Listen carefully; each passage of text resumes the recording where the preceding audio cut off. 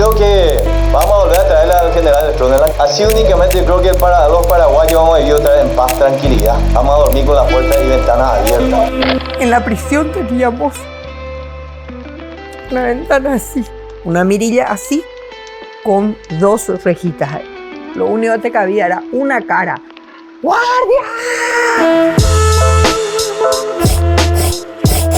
En Paraguay, decir que en tiempos de dictadura se dormía con las ventanas abiertas es una muletilla que de tanto repetirse se convirtió en un meme. Entonces, el equipo decidió apropiarse del término no solo porque remite automáticamente a ese tiempo histórico, sino que también porque la frase puede cambiar de significado muy rápido, pasar a otras metáforas, como por ejemplo la de una ventana abierta al pasado y al futuro.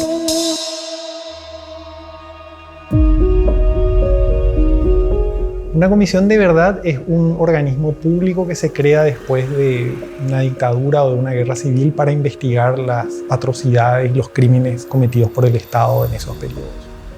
Nuestra comisión de verdad, que nosotros tuvimos a la salida de la dictadura, se creó en el año 2003 y en el 2008 presentó el informe final de su investigación, donde, digamos, está toda la historia de lo que fue la criminalidad estatal del estronismo, pero por otro lado está la historia de lo que fue la resistencia y la lucha por la libertad de la sociedad paraguaya. Lo que hicimos con la publicación original es que adolecía una producción gráfica acorde a la importancia del documento, porque no era un documento que es pensado para la divulgación, sino era un documento oficial, digamos, estaba pensado para ser la base de la divulgación.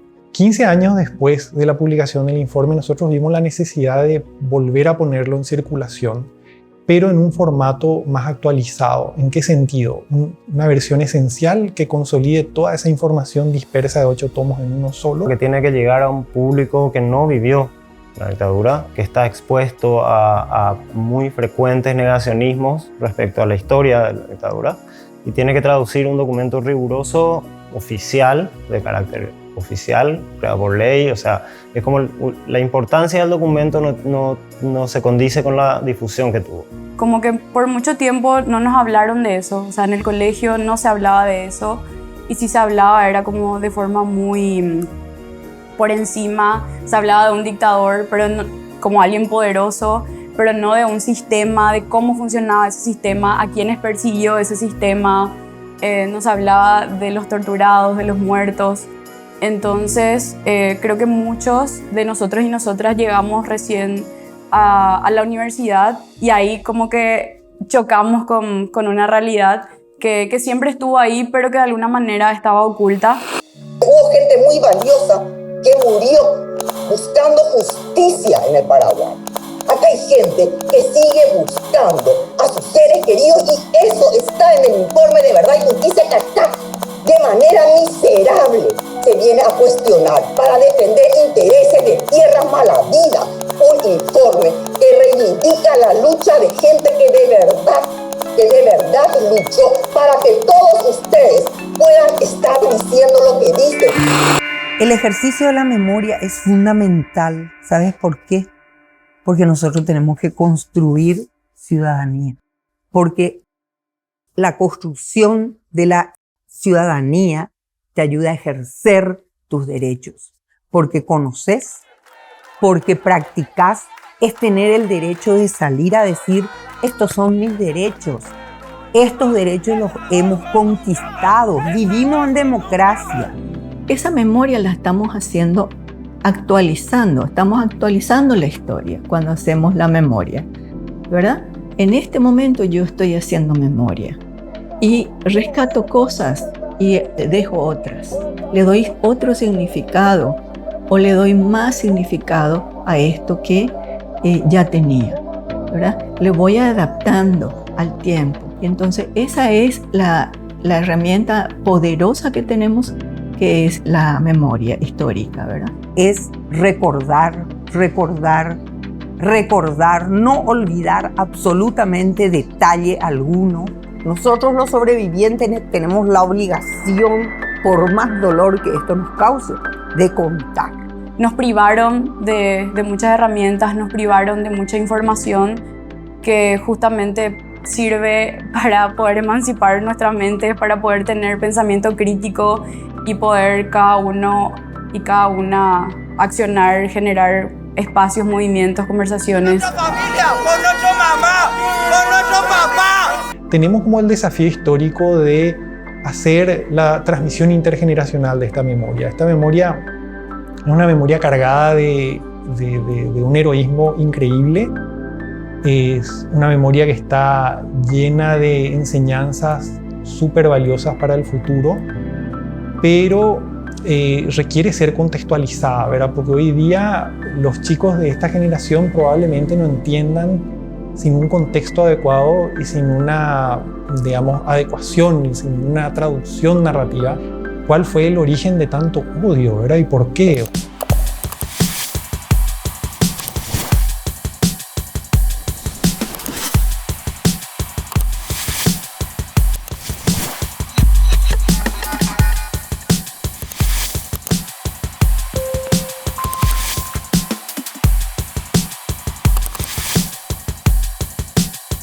Este libro está asociado a un proyecto transmedia, donde va a haber un montón de contenido que va a permitir su circulación más ágil en redes sociales, pero que además presente la información de una manera narrativa gráfica mucho más impactante, como para que circule esa información en las generaciones actuales. Una generación, digamos, de gente entre 20 y 35 años que ya nació después de la caída de la dictadura. Es como lograr un objeto que tiene muchos siglos de tradición, como un libro, se convierta en un objeto mucho más contemporáneo, mucho más libre, que se rompieron algunas reglas de la tradición del libro sin dejar de ser un libro, y sobre todo que tiene estas ansias de ser casi un panóptico, ¿verdad? Un espacio, un objeto que te permita llegar a otros puntos. Para mí fue una responsabilidad y un compromiso muy grande poder contar estas historias y ver qué otro enfoque se podía encontrar sin dejar de lado todo lo que vivieron estas personas y todo lo que significó la dictadura. Principalmente creo que el compromiso venía también por este lado de contar cómo realmente funcionaba, ¿verdad? Cómo funcionaba este sistema, a quiénes perseguía, por qué hacía eso. La publicación tiene recursos para salirse del libro y volver a entrar, digamos, con códigos QR, con vínculos internos, enlaces internos, con referencias históricas a otras publicaciones. Digamos, es como un libro que trata de contener muchas cosas, pero también que trata de salirse de sí mismo. Para Codedupi es como el logro de un sueño que estuvimos anhelando y sobre el cual estuvimos trabajando mucho. Y es como un primer paso que vamos a dar en el sentido de involucrarnos más en apoyar estas iniciativas de memoria. Tanta información recolectada, tanto horror también de alguna manera y a la vez lo otro, tanta lucha también. Entonces era un trabajo muy minucioso de cómo ir hilando lo más relevante y principalmente ver cómo todo eso, o sea, ver qué de eso sigue presente hoy en día. Y creo que eso fue también como el desafío, pero la satisfacción, como poder realmente encontrar eso como el meollo o lo esencial. O sea, supongo que por eso también el informe se llama así, porque era encontrar lo esencial de esas historias.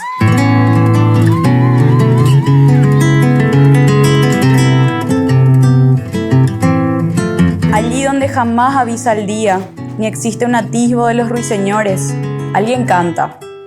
Allí donde el silencio se rompe solo a gritos y las palabras de amor se dicen en secreto, alguien canta. Allí donde los hombres están desnudos y amarrados a los cepos, alguien canta. Frente al pelotón de los fusilamientos, alguien canta. Escucha, levántate, alguien canta.